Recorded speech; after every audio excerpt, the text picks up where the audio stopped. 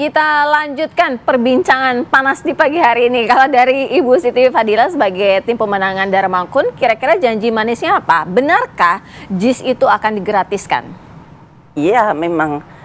Terima kasih Mbak, terima kasih dulu. Terima kasih pertanyaannya. Memang Pak Darma Pongrekun itu pertama-tama memang dia yang mengucapkan bahwa dia akan menggratiskan pendukung Jackmania. Dan saya kira itu it's okay. Saya tidak takut janji-janji itu, kata Bang Ruth tadi, janji manis. Tapi kita ini independen, Mbak. Jadi independen itu ya independen, tidak kita itu bukan petugas partai yang harus ngomongin dulu janji-janji itu ke yang menugaskan. Tapi kita adalah independen. Jadi menurut saya kita bisa saja untuk mengalokasikan itu untuk Jackmania, karena itu sangat penting ya untuk Jackmania itu untuk Jakarta. Dan saya kira kita bisa memutuskan karena kita bukan petugas partai tapi petugas rakyat. Dari rakyat untuk rakyat, oleh rakyat dan untuk rakyat. Jadi itu bedanya dengan yang bukan independen. Kalau bukan independen ngomong apa saja, nanti kalau partainya ibunya atau bapaknya nggak mengizinkan ya pasti akan berubah. Jadi kalau independen itu semuanya kita bisa berpikir mandiri. Dan tentu saja yang namanya Pak Pongrekun, Pak Darma itu, dia kan memang senang banget sih Pak Bulat dan sudah lama. Dia juga menjadi bagian dari Jackmania sih, dia sangat ini benar. Jadi maka dia spontan, dia bilang akan saya gratiskan pendukung Jackmania. Ada yang mengatakan itu mahal, itu ini. Tapi ya, anggarannya. Tapi kan kita nggak usah setoran ke partai, tidak usah ini. Jadi menurut saya akan lebih efektif dana-dana yang ada karena lebih simple di dalam manajemennya menurut saya ya. Dan misi kita adalah menciptakan Jakarta yang aman dan beradab. Ini sangat berhubungan dengan kalau ada sepak bola, tentu saja kita harus menjaga. Beliau kan polisi ya, dia ininya keamanan. Kalau ada pertandingan bola di JIS misalkan, terus Jackmania kayak begitu, jangan sampai tarung dengan bobotoh misalkan. Nah, mereka tuh jadi sampai sedetail itulah yang dipikirkan ya. Baik, saya mau ke Mas Diki. Mas Diki, banyak janji manis nih. Nampaknya setiap pilkada Jackmania menjadi salah satu strategi untuk mencari suara lebih banyak begitu ya. Kalau dari Jackmania sendiri berapa sih saat ini yang terdaftar? Terdaftar ratusan ribu sih kalau ratusan ribu. Kalau terdaftar ya. Berarti cukup banyak ya? Terdaftar ratusan ribu, tapi kalau pernah ada yang meneliti itu sekitar 3,9 juta komunitasnya ya. Komunitas terdaftarnya sebagai sebuah klub ya. Itu yang punya kartu anggota berarti. Ya betul. Dan punya KTP Jakarta pastinya ya.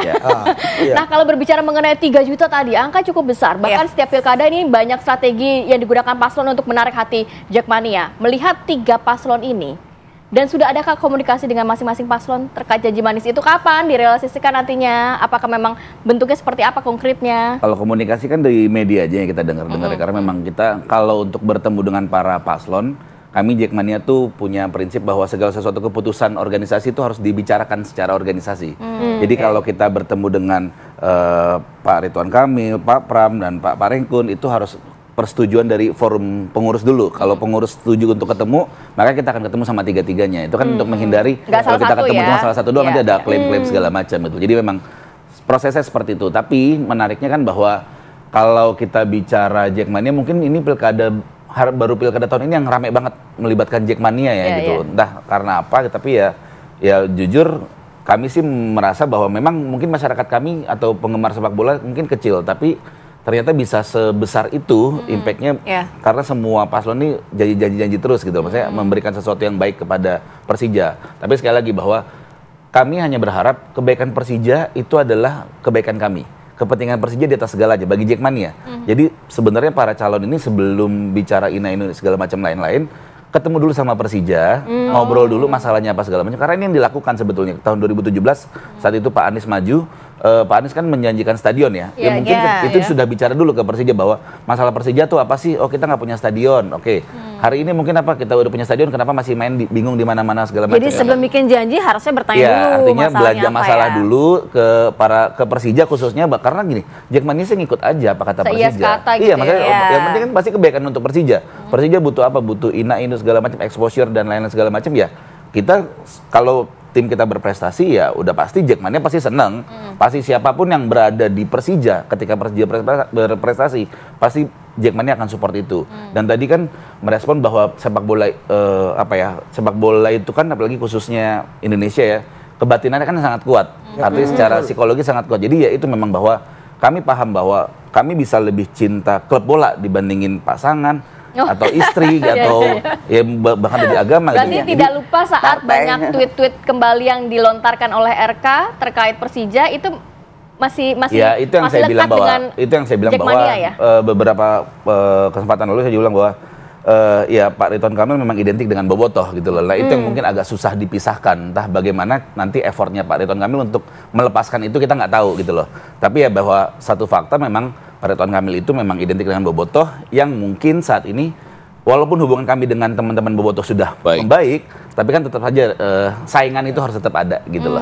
Itu aja sih. Baik, kalau dari Bang Ege melihatnya dari ketiga pasangan calon ini, kira-kira siapa yang lebih match dengan janji-janjinya dan bisa membuka hati The Jack? Pertama, selamat bertarung dulu buat timnas ya. Dini hari nanti ya di Jeddah itu penting. Jadi kita lagi membicarakan sepak bola dan politik. Ya, selamat bertarung buat timnas. Yang kedua, saya harus agak objektif untuk mengatakan di mana-mana dalam hal tertentu saya terpaksa subjektif. Saya anak buahnya dia nih, berarti ya. Karena di Jakarta dulu ada Ferry, sekarang Diki ya. Saya lama membina juga di Menteng Junior, jadi artinya Jackmania, The Jack gitu. Nah, yang ketiga, kabar buruk bagi orang yang ingin datang ke sepak bola terkait dengan catatan-catatan lama di politik itu adalah sepak bola dengan politik itu ketat sekali hubungannya. Kita bisa lihat misalnya Silvio Berlusconi dari AC Milan Monza jadi Perdana Menteri, Joshua jadi presiden di Liberia. Itu hal-hal yang positifnya. Yang agak menyedihkan misalnya Presiden Brazil itu Dilma Rousseff itu ada kasus sebelumnya. Lalu dia di Piala Dunia itu dibantai oleh Jerman 1-7. Akhirnya dia dimakzulkan. Orang mengatakan kalau saja waktu itu nggak dibantai 1-7, bisa lain ceritanya gitu ya. Nah, yang saya mau katakan adalah itu sesuatu yang penting untuk dikaitkan dengan track record sebelumnya karena ini menarik. Saya nggak berani aja bilang bahwa sepak bola tuh lebih diutamakan dari istri. Saya takut istri saya nonton ini ya kan. Cuma orang mengatakan bahkan dari agama pun itu seakan-akan sepak bola tuh lebih mengikat. Nggak boleh kita nyatakan demikian, tapi itu dirasakan. Nah, pada bagian lain, kan bisa jadi ya Kang Emil atau Bang Ridwan sekarang. Emil atau Bang Ridwan sekarang, itu mungkin nggak pernah berpikir bahwa suatu saat akan maju di Jakarta. Sehingga pada waktu lagi membina Persib dulu ada salah satu kalimat yang agak penting ya, walaupun sekali lagi saya pernah menyatakan di sini dan itu dikutip di mana-mana tuh yang saya katakan saya suka dengan penampilan Ridwan Kamil itu, tapi pernah mengatakan dia itu bobotoh atau tidak sama sekali. Ya itu bagi orang lain bagaimana artinya. Tapi kabar baiknya adalah ini kabar baik nih, yaitu bahwa ini diketahui dan diperhatikan sejak awal, baik bagi pasangan calon maupun ya dengan itu terbangun kesadaran di Jackmania. Karena pertanyaan penting tadi adalah kenapa juga ya Bang Ridwan Kamil, Bang Emil ini pertama kali waktu tampil di KPUD itu ngebahas soal Persija loh. Satu-satunya yang membahas soal Persija langsung atau langsung gitu kan menjadi hal yang menarik. Karena sudah ramai mungkin di media sosial. Iya sudah ramai, termasuk gara-gara mengutip kita saya di situ ya, waktu itu saya bilang 1 juta, setelah kita pelajari lagi 3,9 juta itu ya tersebar di mana-mana. Nah, tapi poin selanjutnya adalah hal itu tentu bisa diperbaiki dengan pendekatan dan sebagainya. Cuma memang pada bagian yang paling ujung yang agak penting nih saya pikir bagi Jackmania atau siapapun, misalnya apa betul seseorang itu pernah menonton Jackmania misalnya, Persija misalnya, sebelum Anda maju pilkada.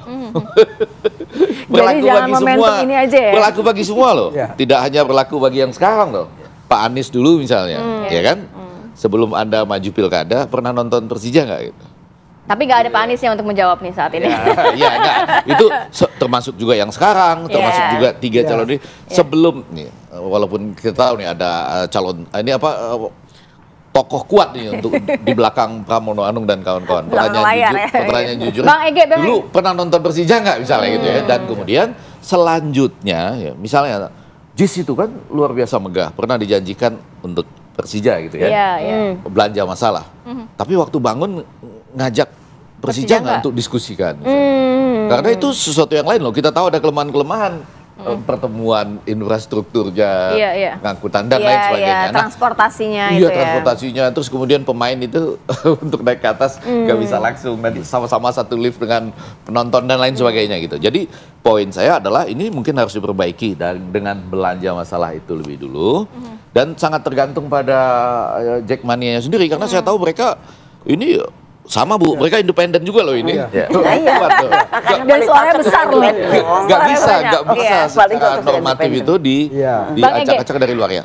Kalau melihat ini hanya lip service aja atau seperti apa? Pertama, kalau dari Dharma Pengrekon kan menjanjikan untuk gratis, nggak ada sewa untuk JIS. Kemudian kalau dari Pramono Rano ini kan janjinya adalah nantinya ada home base khusus buat Jackmania, home base tetap. Kemudian tadi untuk RK sendiri, apakah ini menjadi bumerang untuk RK atau jadi peluang buat dia justru bisa merekonsiliasikan antara Bobotoh dan juga Jackmania, dalam arti hubungannya semakin harmonis lagi nantinya, atau justru menjadi bumerang? Tapi tahan dulu ya. Tahan.